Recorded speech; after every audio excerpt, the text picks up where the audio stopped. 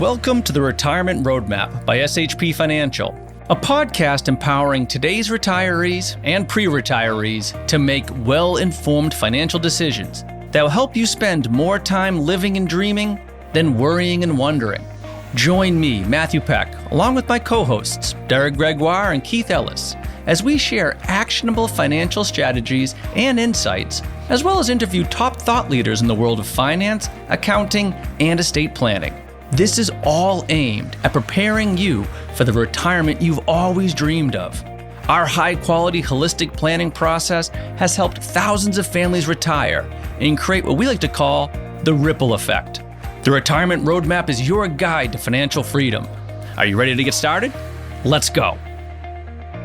All right, welcome everyone to the Retirement Roadmap podcast, brought to you as always by SHP Financial. I'm Derek Gregoire, joined by Matthew Peck. And today we have a special guest because we're getting a lot of questions and a lot of concerns around folks that have the ability to take a pension, either as a lump sum or as an income stream, and how what's happening in the world of interest rates right now could really affect what you might get, or might not get, I should say, should you decide to retire and take your pension as a lump sum.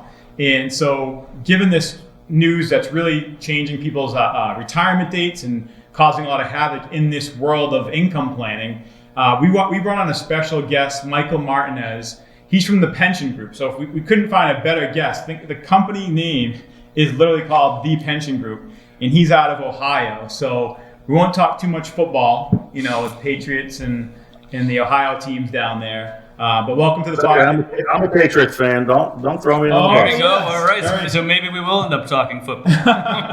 Welcome to the show, Michael, and thanks. Obviously, really appreciate you joining us because we know you bring a ton of expertise in this area. So thank you. I appreciate it. Thanks. And I think just to remind everyone, right? And I'm not going to go too deep into this, but the show is called the Retirement Roadmap for a reason, and we believe everyone that's getting within 10 years or more or closer of retirement, or if you're retired, we always say there's 5 key planning areas everyone needs, right? It doesn't matter. You need to have an income plan. Where's your income going to come from when you retire? That needs to be planned out ahead of time. Obviously, you need an investment plan. How is your accounts going to be invested and for what risk score and all that good stuff? We need to have a tax strategy. Everything going on in the economy, taxes look like they could be on the rise. What's your tax plan? We need to plan for healthcare, which is number 4, world number 4, Medicare, long-term care, everything around that area. And then we need a plan for legacy estate planning, leaving assets behind to charities, loved ones, organizations that you care the most about. And so the crazy part is the conversation today is part of income planning, which is basically just when I retire, where does my money come from? And within income planning, it's when to take Social Security, because there's a lot of decisions around there that you have to know about. It's what are your expenses going to be in retirement? Will they change? Will they go down with certain events?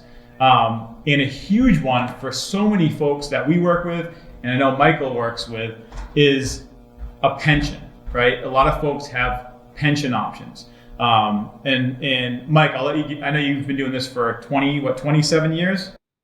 Yes. So when it comes to pensions, if you can just give us a quick version, or just explain what some of the things you've seen for many years and what considerations clients can make when they're trying to decide how to take their pension.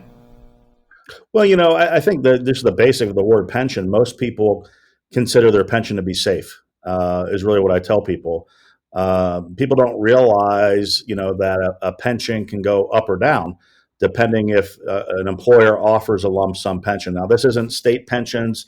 This is specifically corporate pension plans that basically follow a structure of what they call segmented interest rates. And the definition of a pension is really an annuity provided by who? The employer. So you can work at GM, you can work at Ford, you can work at Honda, you can work at a various corporation out in Boston. John Hancock, for that matter, because I started my career way back when with John Hancock. So sure, I feel like I'm part of you guys on the road. The reality of a pension is simply what? To provide guaranteed lifetime income for you, if you're married, for you and your spouse. But, the biggest rub with a pension plan is that if something should ever happen to you and you have kids, and both of you pass away, nothing goes to your heirs, zero.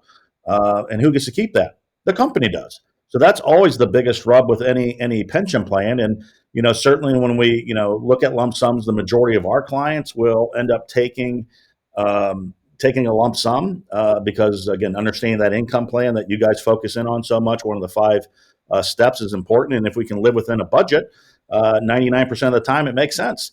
Where you can have guaranteed income, where it provides guaranteed income for you and your spouse. Putting it into that IRA, but looking at that, the remainder would then go to your kids. Big difference than taking the pension from the company. They could be invested in the market. We can provide guaranteed income, but the remainder goes to your kids. So that's really the difference between taking a pension from the company or taking a lump sum. Those are the basics behind what the options are available to employees. But there's this massive change that's occurring this year because of interest rates.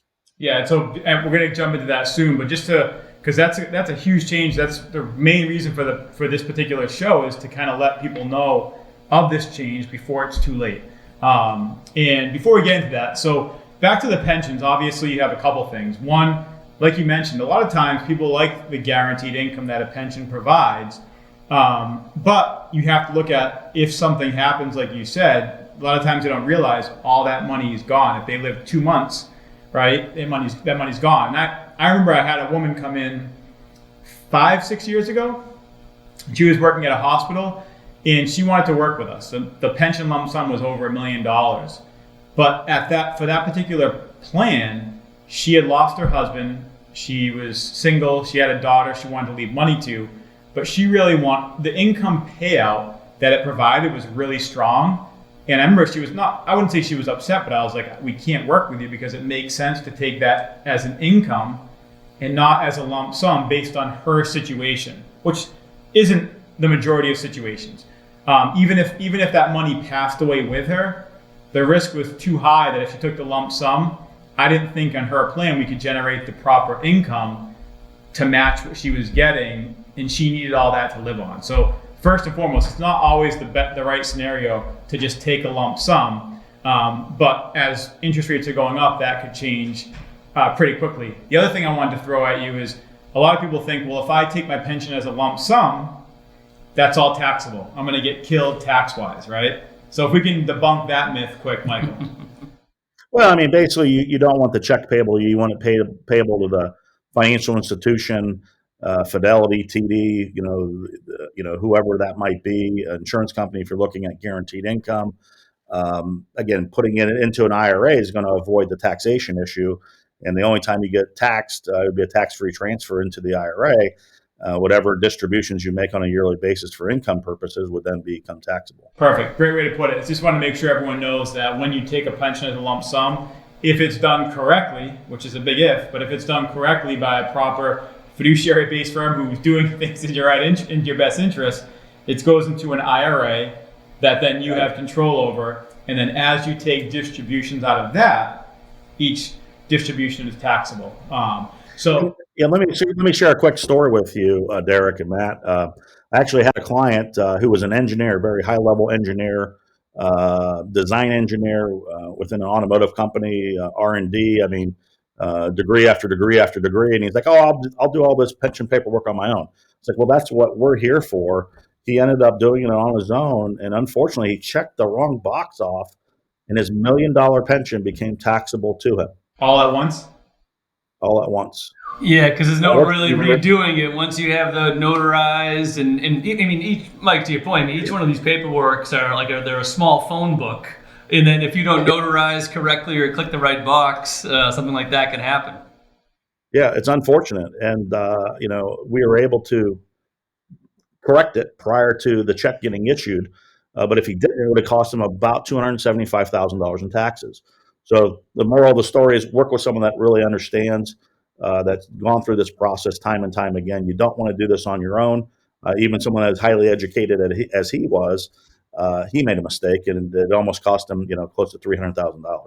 Yeah, that's one thing when we're handling clients. It's like, you come in with the paperwork, we'll help you fill it out. Our team will take it from there.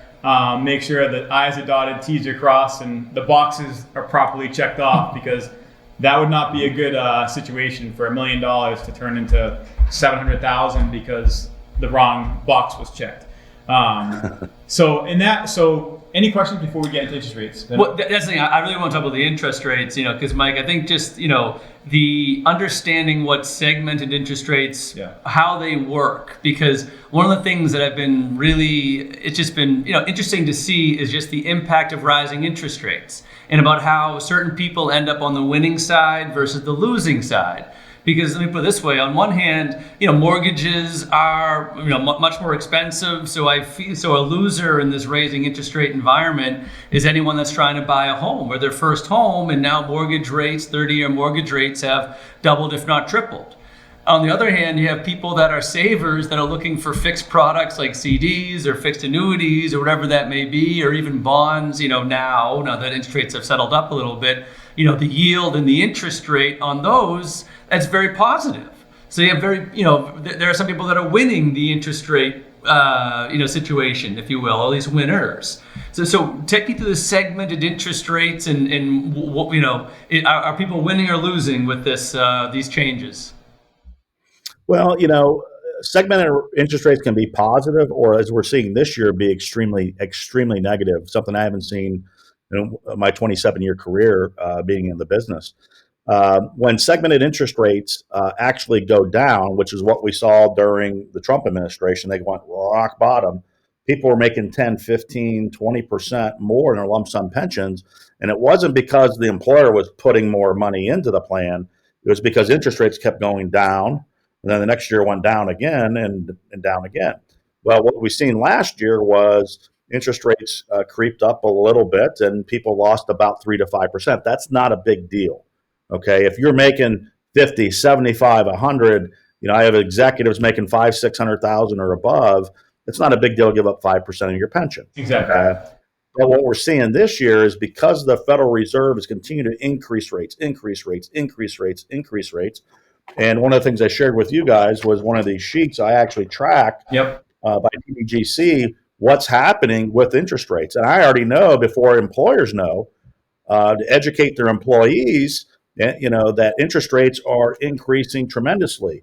So when you talk about segmented interest rates, there's really 3 rates that's used into the calculation. That they have to derive an interest rate with a future present value of what the payments are going to be over that person's lifetime. So majority of plans, I say majority because I think we worked on a case just last week, Derek, where October 1st was the deadline. And I based off of my knowledge, without even confirming that with you or the client, I pretty much figured it out. It was October 1st. And they have to make a decision. But the majority of corporations like AT&T, Coca-Cola, Anheuser-Busch, you think of major corporations, the majority are December 31st. That other corporation you were working with, what was the name of it? Huntsman, maybe? Was it Huntsman? Yeah, it was Huntsman. Yeah. So if you work at Huntsman, you want to start acting now. But there's really 3 segmented interest rates that go into the factor. The first segmented interest rate for year end that people are locked in right now, I'm just going to give some numbers here, is 1.02. The second segmented rate is 2.72, and the third is 3.08. So these rates are locked in until December 31st in this case. AT&T, I used to do a lot with AT&T, that small telecom company everyone knows about. Small, very small. Those segmented interest rates come out in November because they're year end. Other companies like Honda, some of the other companies I work with, is March 1st. But these rates, what we're seeing now, the first segmented rate deals with the first five years of the pension calculation. The second is years 6 through 20, and the third is 21 years plus. So the longer you're at a corporation, it's almost like a roller coaster ride, if you will. The longer I'm at a corporation, if segmented rates go down, I make money, but if segmented rates go up, what's going to happen? I'm going to lose a lot of money. The average, someone with 30 years that I typically retire, it varies. If, they're in assembly or, I do a lot with automotive, they're about $500,000-$600,000, pension. Let's just say $600,000 for conversation's sake. We're seeing a spike in interest rates. People are going to lose about 25 to 30% this year of their lump sum pension. I grew up in a very, Let's just repeat that number, what you just said. yeah, people are going to lose about 25 to 30% of their pension this year alone. And we still haven't had the 75 basis point increase that the Fed just happened 2 weeks, or, increased rates just a couple weeks ago. And we're expecting 2 more rate increases by year end. So the new segmented rates that I'm tracking as of June, the first segmented rate is 3.64. Wish you almost had a whiteboard to put this up. Second segmented rate's 4.80, and the third is 4.78. So that's 4.78 was 3.09. Just that's already at 3.08. That's already a 1.7% increase on the third segmented rate. We're seeing a 2.08% increase on the second segmented rate, and the first segmented interest rate we're seeing a 2.62% increase. So Battelle Institute, one of the companies I've helped some of the employees retire from, their HR was the only company I've ever seen do this, but they did a study on segmented interest rates, and if there was a 0.75% increase in segmented interest rates, which you can clearly tell, guys, that's well over 1.5 weighted average of the rates. It equates for every 75 basis point increase is about a 13% loss of the pension. That's why I'm confident in saying that people are going to lose 25 to 30%. So if your lump sum is $600,000, you work 30 years at a corporation, what would you do if you lost $200,000 of your pension this year? Crazy. Okay. Or if you're working with a group of advisors out there, and I run into this all the time, where they don't understand segmented interest rates. You guys do. And the reality of it is, what ends up happening, if you retire January 1, you work just 1 day too long, what can end up happening? You just lost $200,000. You worked another year to make $70,000, but you lost $200 on the lump sum. Yeah. So you're going to be working, if you don't realize what's going on, you could be working for free for the next not 1 year, 2 or 3 years. That's the reality. So Mike, but just dumb it down for me a little bit. Why do interest rates going up make someone's pension go down obviously that much, at least in recent history? So just explain that, because you mentioned future present value and whatnot, which obviously Derek and I kind of bump into, but just for all of our listeners, why exactly does interest rates going up have such an impact on pension lump sums? Well, the companies, because of if it's a lower interest rate, the company has to put more into your lump sum. The higher the interest rate, the less they have to put into it. Yep. Interesting. Okay. Yeah. And it's almost like the inverse of bonds. We think about bonds. What happens with bonds? As bond interest rates go up, what happens? People are losing money in bonds. Yeah. Right. Or they think, well, because I earn more, the interest rate's up, I'm thinking I'm at the credit union or the bank, I should earn more, but it's actually the opposite. Well, that's the exact psychology that I think some people are thinking, well, I earned a couple of years ago, I earned 13-14% in my pension, and this year rates are even better, so I'm going to do even better, and that's a huge mistake. And another client, Mike, I give you credit, and they're so thankful. One of our employees, who's been an employee of ours for 15 years or maybe more, her husband was going through the same situation, and where he had the pension lump sum option, and myself and Mike and Matt were all at a leadership conference in this past summer, and I got to spend some time golfing with Michael, and we got to talking for about, see, it's not always play on the golf course, right, Mike? We were also talking pensions. Very exciting round of golf. Derek, you're great at the foot wedge, let me tell you. Hey. That's my secret. That's my secret weapon there. But I do have, if you want to get technical, Mike, I still have that video saved of that drive. Oh, boy, yeah. Okay. I'm just kidding. But no, honestly, that's what we were talking about. And I was like, what an amazing opportunity, because, like you said, our employee's husband, who was just ready to retire, could have lost 30% if we had waited, and he only had till October 1st. And so that's just going through this whole puzzle. Let's say someone is making $100,000 a year, right? And I know you've seen this because you've told me, Michael. And let's say their rate change is coming up in December, right? Yeah. And let's say their pension lump sum is $800,000, and maybe they're going to retire in 2 years anyways. So if they might lose $250,000 and then work 2 more years to make $200,000, right? Yeah. And where they can retire now and potentially have more money than if they had worked 2 years. Is that a fair statement? Yeah, I mean, I have a client down in Alabama that literally his pension's $900,000. He's going to lose $300,000, and he needs to retire. In this case, with the corporation that I work with, March 1st. Yeah. Every company is different. That's why I say you got to know when the rates change. Huntsman, like we were talking about, I believe that was the company we were dealing with. They're October 1st. Anheuser-Busch, AT&T, AEP, Nationwide Insurance is 12/31. So it all depends on the company. Other corporations change throughout different times, but it's important to understand that fiscal year end because that's when the rates change. Well, Mike, let me pause there though. So for anyone that is listening that may or may not be impacted by this, what do they do to find out? Like, where do they go? Is it HR? Like, who do they ask? And what, how do they find out when they come due? Certainly HR, but I would say reach out to you guys. And then you guys can contact the benefit center because unfortunately, a lot of people in HR and unfortunately, that's one of the things major corporations strip down. And not to get through the weeds, but I had a situation with a client back in 2019. Rates actually were going up that year, and people were going to lose this one guy was going to lose about $80,000 in his pension. And he was an executive in HR. Let me repeat that, an executive in HR. And he tells me March 1st was the deadline. He says, I can work till March 31st. And I said, Doug, what are you talking about?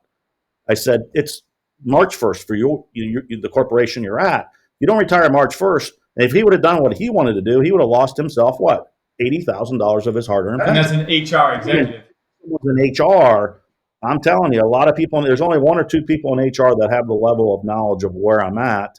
And be careful because this is one of the other things you get into. A lot of companies out there. I spoke with another guy out in, from our event. I was helping him out on some pensions as well out in Colorado. And a lot of corporations, if you pass away with a pension, meaning you're still an active employee of the firm or the corporation you're with, only about half of the benefit goes to your spouse. So that's also another reason why you want to do lump sum. We're seeing that more and more with corporations. It's kind of like the dirty little secret within corporate pension plans. So if you have that opportunity to do lump sum, and again, more corporations today are taking more and more away. We've seen bankruptcies happen across the country. People say, well, hey, I worked at General Electric. You use GE. I mean, 2000, they were the Amazon of what Amazon is today. I wouldn't want to have a pension. Back in 2019, they went back to retirees, try to offer a lump sum because they're in their fiscal shape. They're not as what they once were. So just because you work for a company 20, 30, 40 years, and I've retired people 40 years from corporations. And I always ask this one question: is the company you work for the same as when you started? And the answer is always never. No, it's not. It's changed so much.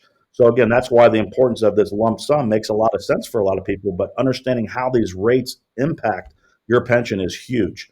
Because if you work too long, just one day, if you lost 75, 125, 200,000, and you're only making 100, then you're going back to work for free for the next couple of years. No, absolutely. That speaks for itself, speaks volumes. A couple other questions too, Mike. Number one, what about the monthly payments? So let's say lump sum option, whatever B or C or whatever it is. What about the monthly payments? Those options. How are they impacted by the interest rates? That will not be affected by the interest rates. This only affects lump sum pension payments, does not affect the actual payment when it comes to the pension from the company. Okay. They don't follow those rules. Yeah, I was on a call with a client literally a few minutes before this call. We had gone back and forth on a ton of analysis about a year ago. And he had taken the pension lump sum, it was about $1 million. And we were just chatting about this exact thing. I said, hey, I'm about to go record a podcast with an expert on this. And if we had waited till, let's say we waited and put it off and decided in 2023, well, we might have just had to take the income stream instead of the lump sum because it probably wouldn't be as ideal. But the income stream wasn't ideal either because, if something happens to one of the spouses or if something happens to both spouses, that's $1 million you're relying on could be gone. And you might not get to use a portion of it, right? Never mind all of it. So. Yeah, and the thing I always tell people is when you take that pension from the company, where does it go back to? It goes back to the company. And most people don't want to work 20, 25, 30 years, put their blood, sweat, and tears in a corporation, knowing that money goes back to the corporation. You want to create a legacy. That's why people will do the rollover into that IRA. Because also, Mike, you mentioned about how the companies change. If you don't mind, walk the listeners through the PBGC or whatever. So so let's just say you can't move the lump sum or whatever that may be. It's like that's a government entity that steps in if the company fails. But are people taking haircuts? Because I remember when American Airlines, I feel like American Airlines had declared bankruptcy a while ago. When I first started. Yeah, United did it too. They all did it, the major airlines. But we can talk about other corporations too. Yeah. Yes. So what happens there? Let's say again you're stuck or whatever that may be. Company now fails, or as I said, is not what it once was. How does the PBGC? How does that work? What are people's expectations there? Yeah, PBGC. We always get that question at a few live events we do throughout the year.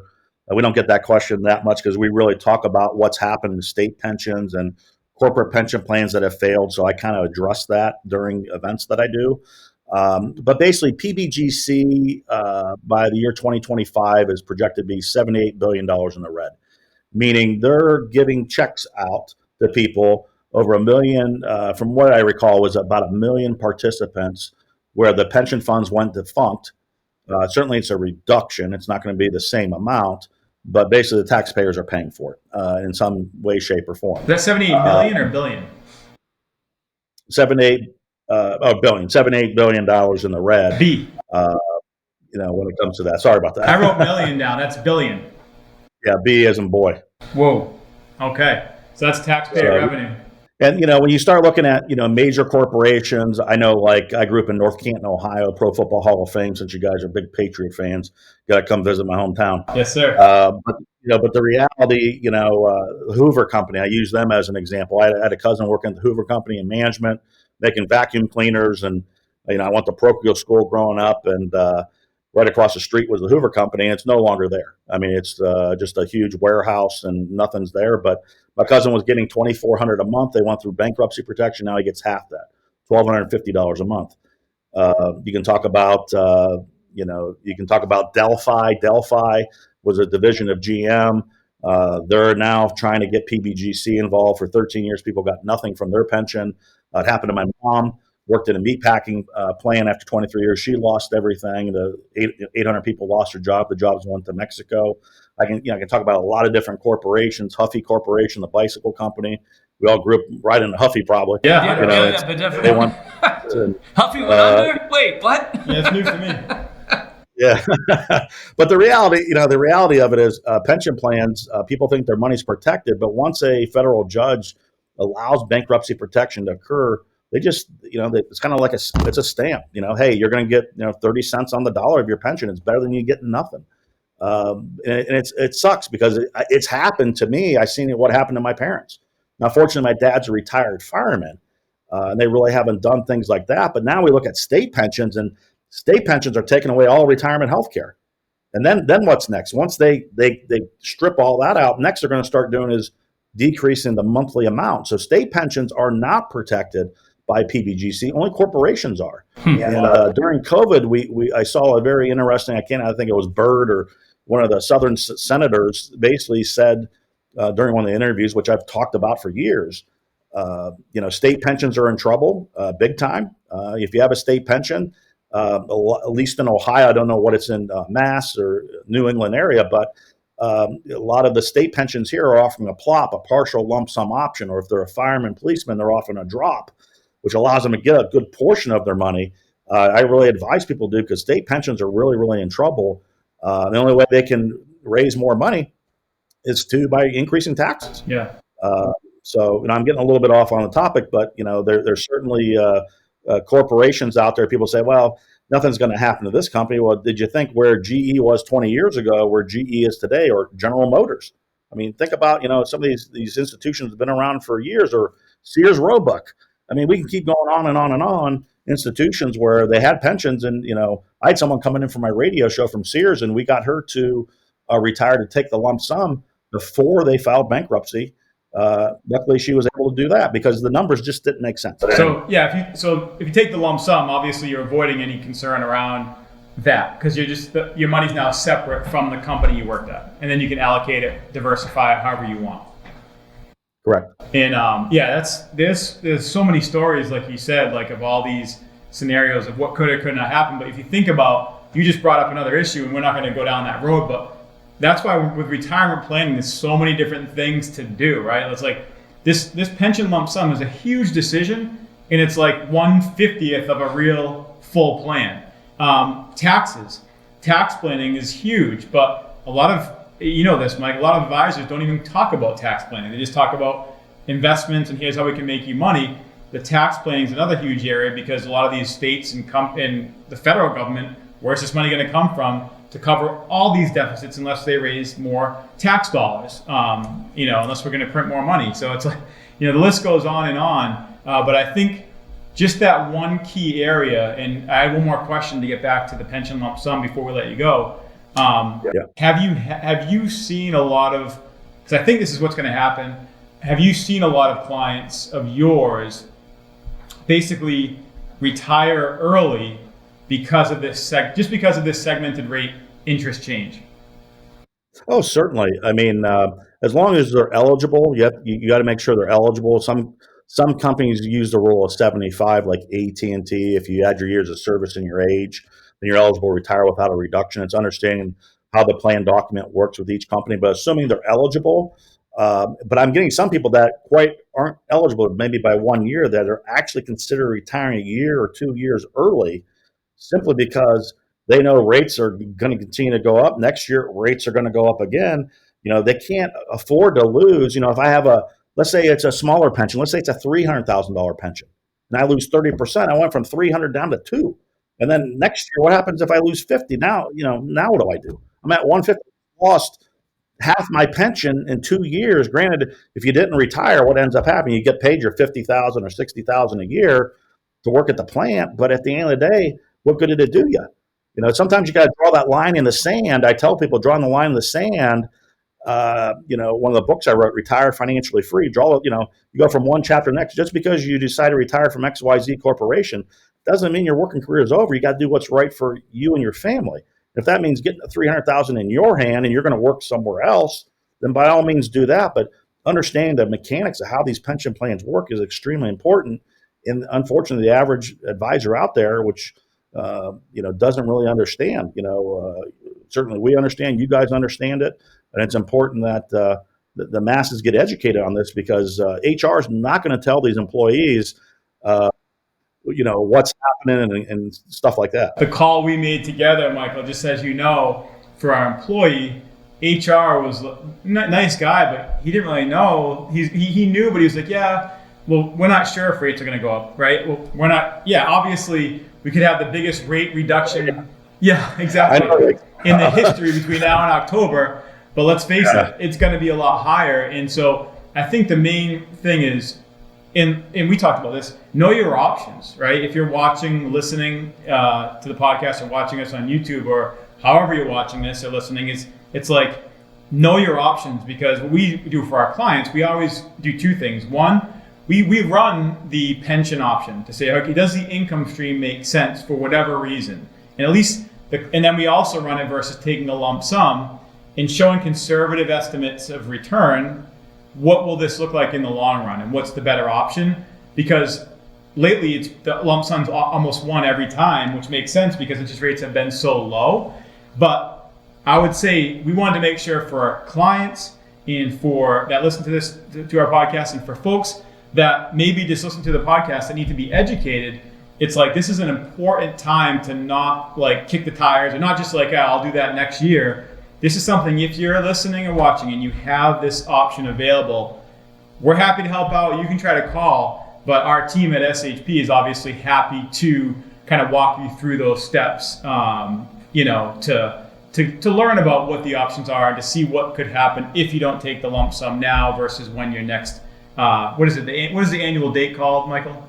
Just the benefit commencement date. So when you want to, commence your pension, basically, they call it BCD, or I refer to it as BCD, benefit commencement date of when the pension plan changes. Majority are 12/31.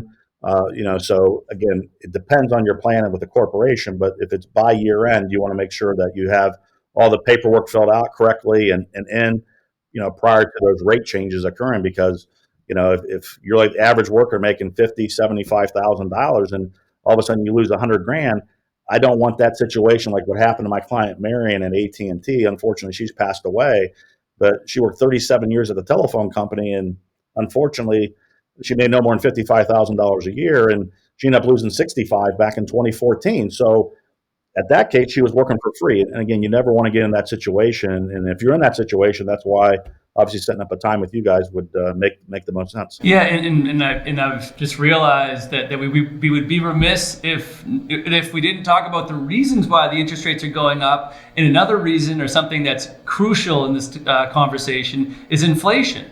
And the fact that at least a majority of the pensions that I've seen do not, you might have the monthly income, but they do not have any inflation protectors on there. And so the driving of this interest rate movement and this loss of your lump sum was inflation, but something that has to be part of this conversation. And just everything Derek just mentioned about making sure that you have the team that can do it. But inflation is something that obviously needs to be addressed, to say the least.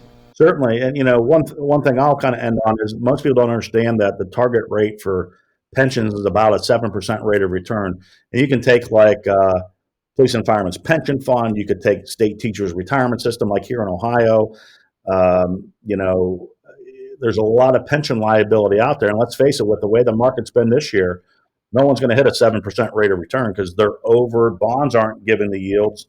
And they're going more high risk, more into equities. And at the end of the day, they're losing billions and billions of dollars in these pension funds. And if people really knew how insolvent some of these state pension funds were, I mean, people think, I work for the state, I'm going to get a nice pension and retirement health care. Well, they're already taking away the retirement health care. So it depends on what side you're on. The corporation, segmented interest rates. If you're, obviously working for the state, municipality, teacher, retired fireman like my father is, policemen, et cetera, then it falls under some different rules. But there's certainly ways you guys can help them with drop programs and partial lump sum options. So there's definitely options that are available because the states, unfortunately, are in trouble.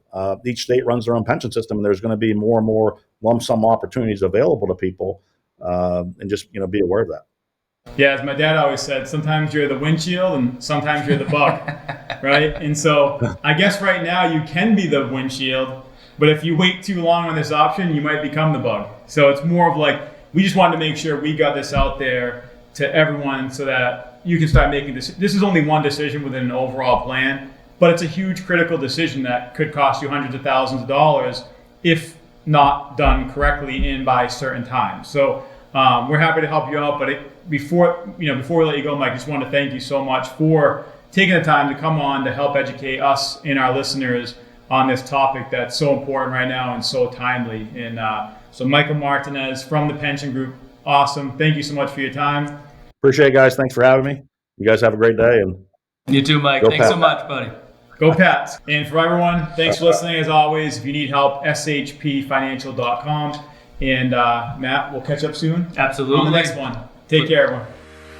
Thanks for listening to the Retirement Roadmap podcast by SHP Financial.